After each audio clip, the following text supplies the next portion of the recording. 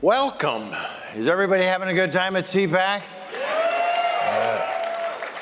It's a great crowd and another great program. I'm really privileged to have Mollie and Chairman Comer with me today. Let's get right to it. Mr. Chairman, first to you. I don't know that there's anybody in this crowd, but maybe there's somebody outside that's paying attention to this. Why in the world should we even be interested in this investigation? The Oversight Committee has begun on the Biden family, and what's the end game? What legislation or what fixes are you anticipating coming up with?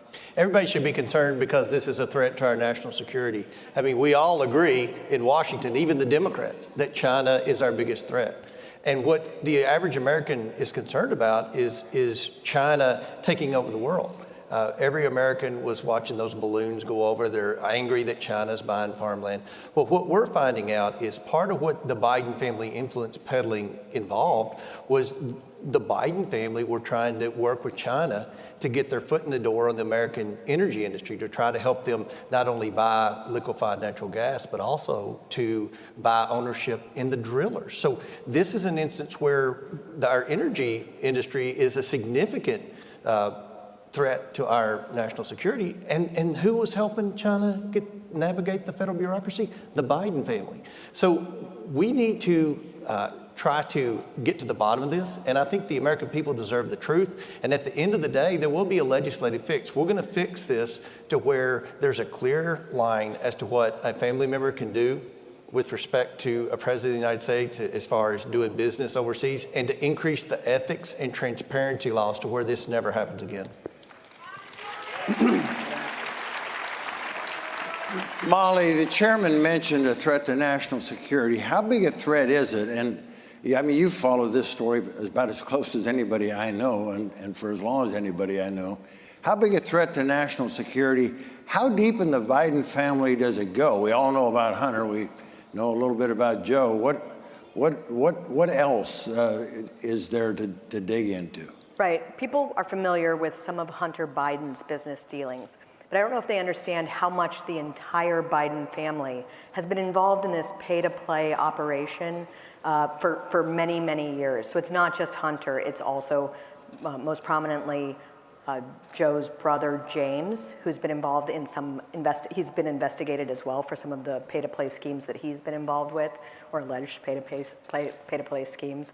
But also other family members, nieces, and it goes beyond that. The reason why it's interesting is precisely for what Chairman Comer said. The way that the Biden family has made money is by collecting funds from foreign governments or oligarchs, compromised people, in exchange for favors to be named later. This of course affects the American people, and it happens to be that a lot of their business has been in China and in Ukraine and other places where we have every right to know exactly what was traded, exactly what was going on, and how it has affected American national security.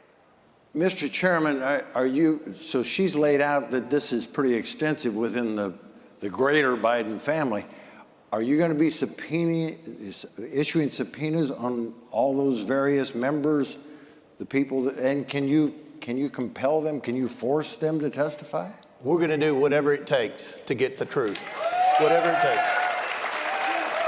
We're starting with everyone that was involved in the Hunter Biden influence peddling scheme. I'm pleased to report we communicated with 4 of those people this week, either directly with the individual or with their attorneys. So we are making progress. We've just been chairman of the committee for 5 weeks, and we've already made contact, and I'm pleased to say are getting some cooperation from some of the people involved in the influence peddling. Mollie, let's stay on that theme for just a little bit. When everybody's going to laugh at this, I know they are. When Joe Biden was campaigning, he said that he never talked to Hunter Biden about any of this China business. We find that curious now, and especially, a guy named Tony Bobulinski, I think I'm pronouncing his name correctly. He kind of blew the whistle on that. But we haven't seen much of Bobulinski since then. Are we going to see him again? Should we see him again? Well, if we could just revisit this too. We had from the 2015 to the current moment an absolute paranoid conspiracy theory that the Trump family had engaged with Russia and had stolen the 2016 election. This was a widely held conspiracy theory. And if you recall, the Trump family actually was engaged in global business, like legitimate global business. It would not have been that crazy if they'd had involvement with Russian interests. Then you have the Biden family, which has no legitimate business interests in all these foreign countries. You have Joe Biden saying, not just that he never talked to Hunter about China, but that he never talked about his China business, but that he never talked about the Hunter Biden business at all. You had an eyewitness account, Tony Bobulinski, saying, well, that's not true because I personally spoke with Joe Biden about this. But you have all sorts of other evidence as well. You have meetings between Hunter Biden affiliates in Ukraine with Joe Biden during the vice presidency. You also have interesting stuff coming out with the classified documents scandal. So the classified documents, which in Joe Biden's case he's mishandled going back to his time as a senator, involve a lot of things that almost read like they would be bulletins of interest to someone who is trying to do a pay-for-play type operation. So all of these things are really important. I also want to say the reason why this investigation is so important is that the Department of Justice should have been investigating this. And they, in fact, had been investigating some of this. But because of our politicized Department of Justice, they shut down investigations. They did not help with these investigations that were looking into different aspects of the Biden family business. The current U.S. attorney looking into it is highly understaffed, and he's operating out of a very small office that doesn't have the resources necessary. And even though there's a conflict of interest, Merrick Garland has not named a special counsel, which is in complete violation of rules there. So what's being investigated is very important. Quick follow-up to both of you. How far back in the president's career does this go? He's been in D.C. almost since Lincoln. A long, long time. So how far back does this go? Mollie? I just want to say that there are so many, we have an overclassification problem in this country, particularly, it's not so surprising that you've had Biden, Trump, and Pence all brought up with this classified document issue. It happens. The fact that some of these classified documents that Joe Biden is accused of mishandling date to the Senate has kind of shocked the town. Because whereas this type of information is kind of flowing all the time in the executive branch, you actually kind of have to work hard to mishandle documents when you're in Congress. And some of them do date to his time as a senator. Yeah. Mr. Chairman? Right now, today, we're going from today all the way back to Burisma. We're trying to focus on that. There's enough information there. I think the American people are going to get a good taste of what the Biden family business is about. And what Mollie said is exactly right. The Democrats like to compare to what Trump did. Trump and Kushner, they have legitimate businesses. I know what their businesses are. They own real estate. They own golf courses. They own apartment complexes. They have employees. What's the Biden business? They don't own anything. They don't sell anything. They don't manufacture anything. What is the business? Being the big guy. The business is influence peddling. And there's a term for that. It's called being a foreign agent. So one of the things the Department of Justice could have already indicted, it looks to me like it's pretty clear that Hunter Biden and possibly the president's brother were essentially foreign agents, which they weren't registered, and there should be ethics laws that say immediate family members can't be foreign agents for foreign countries. So, they don't have a legitimate business, but they were getting paid excessive amounts of money from some of the worst countries on the world. If there's any bipartisan agreement on putting sanctions on certain countries, I guarantee you those countries are where the Biden family were profiting. Stay on this topic for a little bit. If you can expand on what you've already requested in the way of documents and evidence, please tell us. And if I understand some of the news reports right, the U.S. Treasury, disappointingly, but maybe not surprisingly, is stonewalling you a little bit, given the Heisman on what's called suspicious activity reports. Yeah. What's that about, and can you break the logjam? Well, I have a banking background, and suspicious activity reports, or SARs, are things hardly no American will ever get. And the Biden family has at least 150, and I believe more, from, it looks like, around 13 different banks. Since September the 11th, the chairman of the House Oversight Committee or the chairman of the House Financial Services Committee has had access to these suspicious activity reports. That would be under President Bush, under President Obama, and under President Trump. When Joe Biden became president, he snuck in right at the very beginning and did what's called a rule change, not an executive order, but a rule change. And he changed rules to where the chairman of those committees couldn't have access to suspicious activity reports. Now, why would he do that? No, most members of Congress didn't know what a suspicious activity report was at the time, and no member of Congress knew that the Biden family had so many. So he's clearly trying to hide evidence of potential wrongdoing. I mean, his family has over 150 of these. I was a director of a bank. 150? Over 150. When a suspicious activity report is the bank notifying the Treasury Department that we believe our client could have potentially committed a crime. Now, no bank wants to issue those, because when you do, you are inviting the bank examiners into the bank. I was a director of a bank for a long time. The last thing you want are the bank examiners in the bank any more than they already are. You're not going to issue one of those on a good customer. You're certainly not going to issue one on the son of the President of the United States or the brother of the Vice President of the United States, unless you're pretty certain potential wrongdoing occurred. Yeah, I spent a number of years in banking too, so I know exactly what a SARS is, and you're right, 150 to one family. I've never heard anything even close to that. Never. That's probably a record, and I'm being serious. I've talked to... Not a good record to have either. No, not a good record. My goodness. It's incredible. I had no idea. Mollie, there's been a lot of focus, of course, on the famous laptop, the laptop from hell. And I'm guessing that Chairman Comer, as well as the Judiciary Committee, are going to be digging into that. What are the substantive charges that might come out of that part of this whole scandal? There's so many different interesting things about the possession of the laptop. First and foremost, I think the fact that when it was discovered, we had big tech and big media conspiring, colluding to suppress open discussion of this, interfering in a U.S. election. That is a major issue. But the laptop, obviously, for those who have suffered through seeing some of it, there's a lot there. And a lot of it is salacious and not probably relevant to your investigation.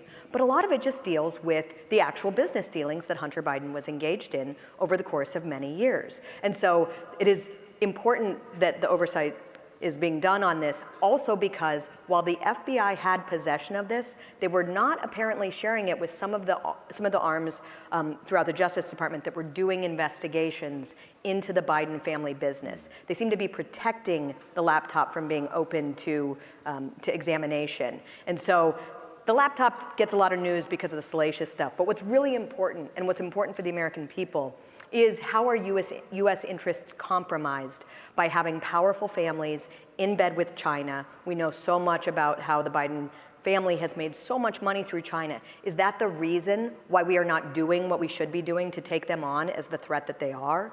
And it's not just the Biden family, by the way. It's other important families in D.C. that make so much money from the communist Chinese government that they're unwilling to do what we need to do in taking them on. Things that never would have happened when we were engaged in a Cold War with the Soviet Union, where it was all hands on deck. We are in a society right now where we have Hollywood and the media and our most powerful politicians in both parties actually working with China and making so much money off China that it's a national security problem. And I'd say first and foremost is the Biden family, which, they've been involved for a long time. They've made a ton of money this way, and it's reflected in how Biden has spoken very softly about China, how he seems to have not been aggressive in countering the threats that they pose, whether economic or military. And there's no question that voters have every right to know what's going on here. I want to ask the same question to both of you, and this is a very personal question, but I bet it's one that everybody watching here has as well. With the closeness that we already know that the Biden family has had with China specifically, has China got the goods on them? Have they got their hand on the lever to exert that influence? I mean, isn't that what this is really all about? That's what our investigation is all about. And make no mistake, this is an investigation of Joe Biden. And to determine whether or not Joe Biden, first of all, lied to the American people. I think we're going to be all right on that answer. But secondly, is Joe Biden compromised because of the millions of dollars that his family received? Not just the money directly sent to an LLC, which served as a pass-through to Hunter and to Jim Biden, but also to the University of Delaware and the University of Pennsylvania. Right. I mean, Biden, the 4 years he wasn't in office, he drew a salary from an entity that was, by all accounts, funded through China. So when you ask when President Biden met with President Xi several months ago, why didn't he bring up the origination of COVID-19? Why did they let the balloon fly over? Why are they continuing to let China manipulate our currency and get away with secret talks with Russia and trying to be the player on the world stage? Is it because he's compromised? And that's what the purpose of this investigation is. That's why it's of the utmost importance to our national security to determine whether or not this president's compromised. Mollie, you want a piece of that?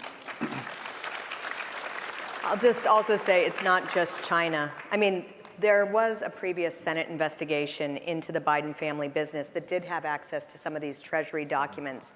They showed that the Bidens were receiving money from Ukrainian interests, Russian interests, oligarchs throughout the world. And it's not just that we're not doing what we need to do to take on China. It's also that the Biden family has been just intimately involved with Ukrainian interests. And unfortunately, Ukraine has a massive corruption problem. Mm-hmm. And so some of the focus there, it relates to China in the sense that how we are waging this war in Ukraine is drawing Russia and China closer together, but it's bigger and broader and on a much more global scale than just China. Mm-hmm. Mr. Chairman, so far, I mean, you're into this thing pretty deeply, I can tell already. What's maybe the biggest piece or several pieces of information that maybe the general public isn't aware of that you've already uncovered? I think, first of all, the thing that struck me is how much money the Bidens got from China. It's more than what's been previously reported. And the fact that it's pretty clear that Joe Biden was involved. And that's what the Democrats have said. When we won the House, we flipped the House, we went back to Washington for a lame duck session. Jim Jordan and I had a press conference because Jordan's on the Oversight Committee too. We had a press conference to announce we were going to formally start this investigation in January when I became chairman and had subpoena power. And the press said, oh, this is Russian disinformation. There's nothing in the laptop. There's nothing to see here or whatever. Today, just a few months later, now the press is acknowledging, just like the Twitter executives did in our first hearing, that the laptop was real. They made a mistake suppressing it. Now Jordan's going to talk to those 51 intelligence commissioners and let them explain why they signed that letter saying the laptop was Russian disinformation. But the press is now saying, well, yeah, Hunter Biden, he probably did some bad things. But look, he had a drug problem, and Joe Biden wasn't involved. Now, the first part of their explanation is right. The second part, it looks like Joe Biden was very involved because Joe Biden claims he never met with any of these people. I mean, some of them flew on Air Force Two with Joe Biden when he was vice president. There are pictures of him There are having pictures, dinner. there are emails, and we've spoken. We have met with people that were in the room with Joe Biden when these business deals with his son were being involved. Yeah, you can do that. Yeah. Mollie, again, you've acknowledging that you've dug into this thing pretty deeply yourself, and thank you for doing it. What surprises might still await both the chairman, the committee, and the rest of us in this investigation as it unfolds? I don't know exactly, but I think one thing that's interesting is there's such a broad nature of criminal allegations, and we seem to get an indication months ago through leaks to the media that there were going to begin to be some charges against Hunter Biden. I mean, he's done things that if you or I had done them, we would already be in prison, like on gun charges alone. But they didn't do it before the election, which kind of makes sense because you don't want to meddle. Well, it would make sense if there was any consistency in our Department of Justice on that. But if they were legitimate and if they weren't corrupt, it would, and if they were consistent in how they did this, not doing things before the election would be understandable. But now here we are months later and we still haven't heard. So I think we might be interested in what it is they're going to do there. And I do think people would be surprised by the breadth of influence peddling that was going on, and just, you know, things that we maybe already know but haven't gotten enough attention. Like, I always think about that $80,000 diamond that was given from a Red China affiliated person to Hunter Biden, which we learned about because of like divorce paperwork. What are you expecting to get in response, you know, in return for that kind of gift? And that's just like the kind of stuff that we happen to know about. There's so much more that we have yet to learn. Right. You mentioned big tech a little bit ago, and I should have followed up probably right there, but let me ask now, both of you, big tech's role in at least trying to keep the blankets on the bed, keep this covered up for as long as they could. That's obviously going to be part of the investigation. Can we hold them accountable too? It's such a massive problem, the role that big tech has in suppressing freedom of speech and freedom of debate, and truly election meddling. There is no question that every American had the right to know what the Biden family business was doing and what it was involved in. And it wasn't just that most members of the media did nothing to investigate it. It's when one brave newspaper, the New York Post, did get the goods on this and began reporting it. There was this concerted effort, a conspiracy, a collusion to shut this down, and many people should be held accountable. I don't actually know exactly what that means, but people need to stop giving propaganda press legitimacy. They are actively harming the country. They do not have the right to harm us in this way. And so I think that people who are victims of this should stop giving them any legitimacy whatsoever. Yeah. Something needs to be done about big tech, and frankly, the typical conservative response is insufficient. Typically, conservatives will say, there's nothing we can do about this destruction of the country because they're a private company. No, they're more like another country. They're more like another government. And they are so powerful, and they have such an outsized effect on our, you know, on the freedom of our elections, on the security of our elections, on our ability to just be free people and debate the truth. Something must be done. And I sure hope your colleagues are going to wake up and realize that something really needs to be done there.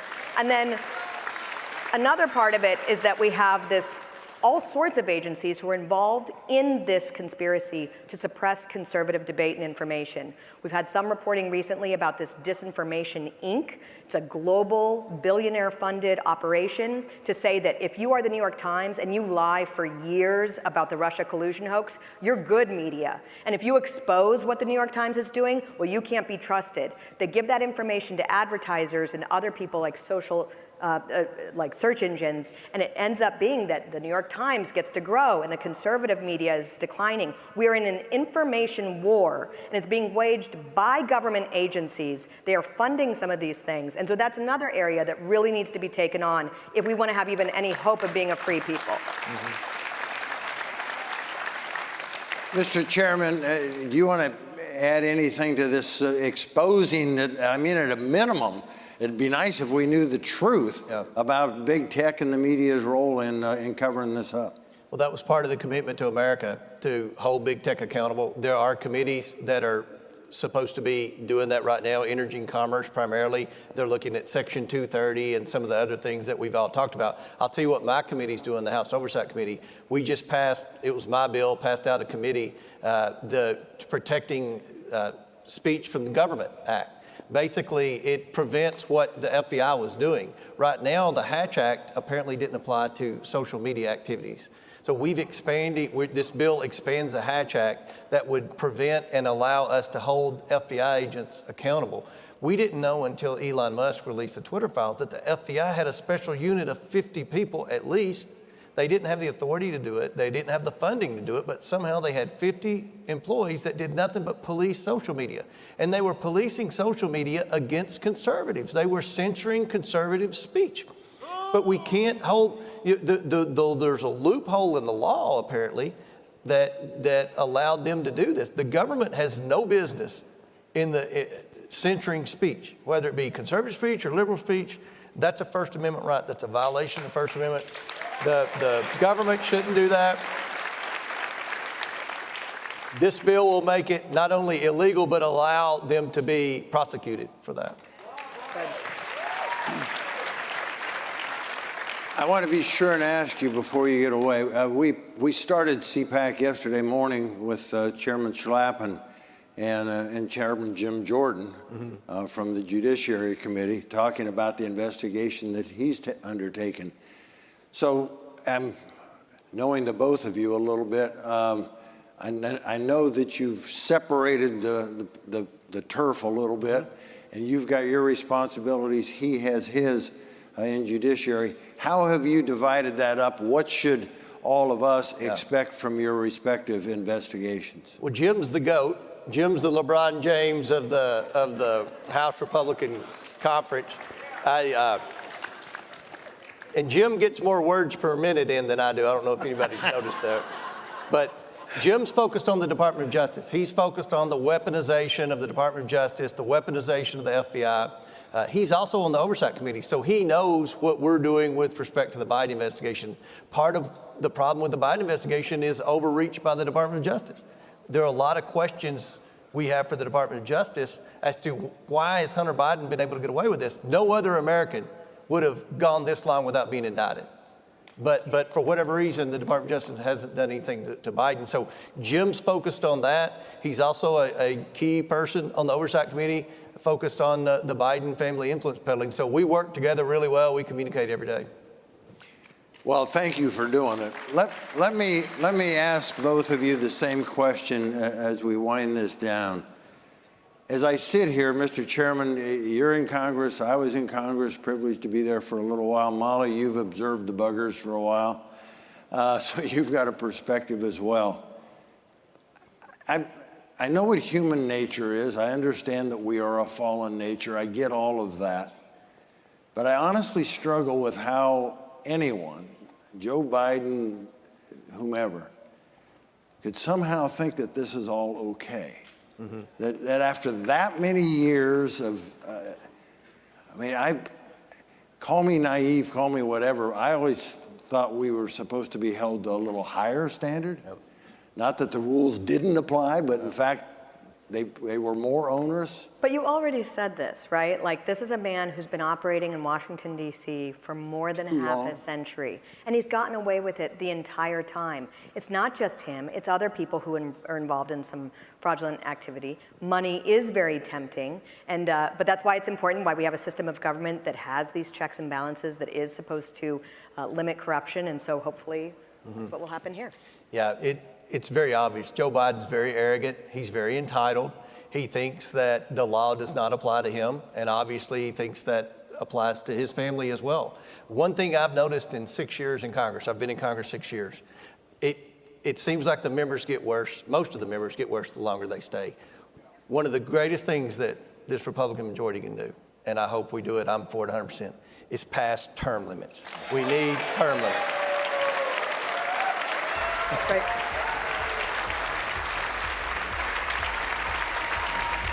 Well, I think we're in good hands with Chairman Comer and Chairman Jim Jordan leading this investigation. It's a shame we've got to have one, but I think it's the investigative part is in good hands. I also think it's critically important that we have a media that's willing to tell us the truth and expose the problems that exist out there. So join me in thanking Mollie and Chairman Comer. And thank you all for being here. God bless you.